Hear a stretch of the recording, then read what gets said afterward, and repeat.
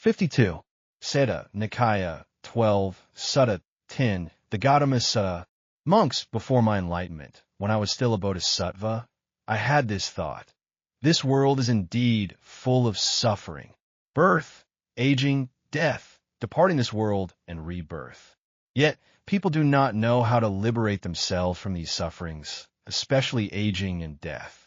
When will they know how to free themselves from the suffering of aging and death? Monks, I then thought, what exists when aging and death exist? What is the cause of aging and death? Monks, through careful consideration, I realized with wisdom, when birth exists, aging and death exist. Birth is the cause of aging and death. Monks, I further thought, what exists when birth exists? Becoming, clinging, craving, feeling, contact, 6 sense bases, name and form, consciousness. What exists when volitional formations exist? What is the cause of volitional formations?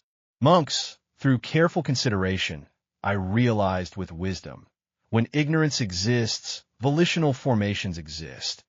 Ignorance is the cause of volitional formations.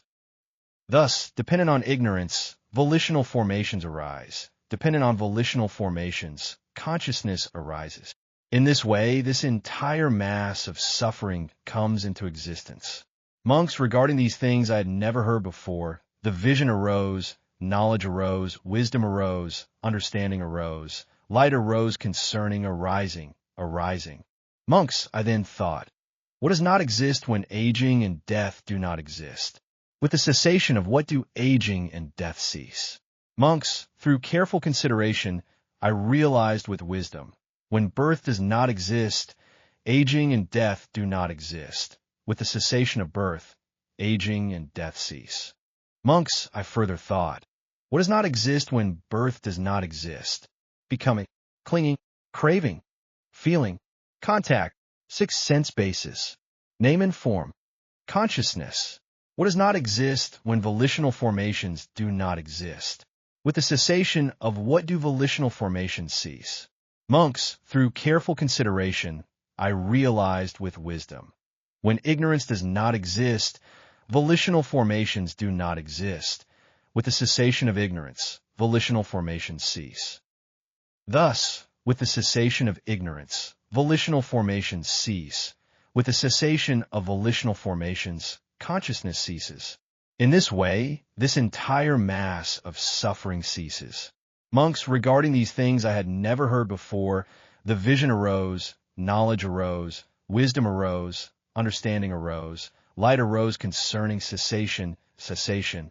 For a detailed and vivid explanation of the 12 links of dependent origination, please refer to Saṃyutta Nikāya 12, Suttas 1 and 2, which will not be explained again here. This passage describes the Buddha's thought process before his enlightenment, demonstrating how he gradually understood the principle of the 12 links of dependent origination through observation and reasoning. This includes both the arising of suffering, the process from ignorance to aging and death, and the cessation of suffering, the process from the cessation of ignorance to the cessation of aging and death. This insight ultimately led to the Buddha's enlightenment, enabling him to see the Dhamma that he had never understood before.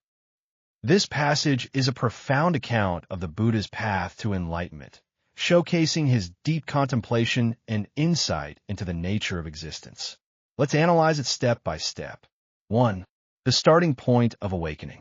The Buddha first recognizes the inherent nature of suffering in the world, the cycle of birth, aging, and death. This recognition is not merely superficial observation, but a deep reflection on the human condition. 2. Tracing the root cause. The Buddha doesn't stop at the surface level, but questions the root of suffering. This questioning reflects a scientific and philosophical approach, seeking the essence of cause and effect relationships. 3. Discovery of the chain of dependent origination. Through deep contemplation, the Buddha gradually discovers the causal chain from ignorance to aging and death. This discovery reveals the intrinsic connections behind life phenomena, demonstrating the fundamental laws of the universe's operation. 4. The arising of wisdom. In this process, The Buddha emphasizes the importance of careful consideration, indicating that the discovery of truth requires correct thinking methods and sustained effort. 5. Discovery of the path to liberation. The Buddha not only discovers the cause of suffering, but also finds the way to end suffering. This two-way thinking demonstrates the comprehensiveness of the Buddha's thought and his problem-solving ability. 6. The moment of enlightenment. The text repeatedly mentions vision arose, knowledge arose, wisdom arose, understanding arose, light arose, describing the process of enlightenment, a transformation from ignorance to wisdom, from darkness to light. Deep reflections. 1. The nature of life. This passage prompts us to reflect on whether we truly understand the nature of life. Are we, like most people, blinded by daily trivialities, neglecting the most fundamental questions of life? 2. The wisdom of cause and effect. The Buddha's way of thinking teaches us that every phenomenon has its cause. When facing problems, can we, like the Buddha, trace back to the source and find the essence of the problem? 3. The possibility of liberation. The Buddha's discovery gives us hope that suffering is not eternal. As long as we find and cut off the root of suffering, it is possible to attain true freedom and happiness. 4. The power of thinking. This passage demonstrates the importance of correct thinking. Can we also cultivate this ability to think deeply and explore the truly important questions in life? 5. The process of awakening. The Buddha's enlightenment process reminds us that the discovery of truth is often a gradual process, requiring continuous effort and deep thinking. Can we also maintain this attitude of exploration and awakening in our daily lives? This passage is not only the core of Buddhist thought, but also the crystallization of human wisdom.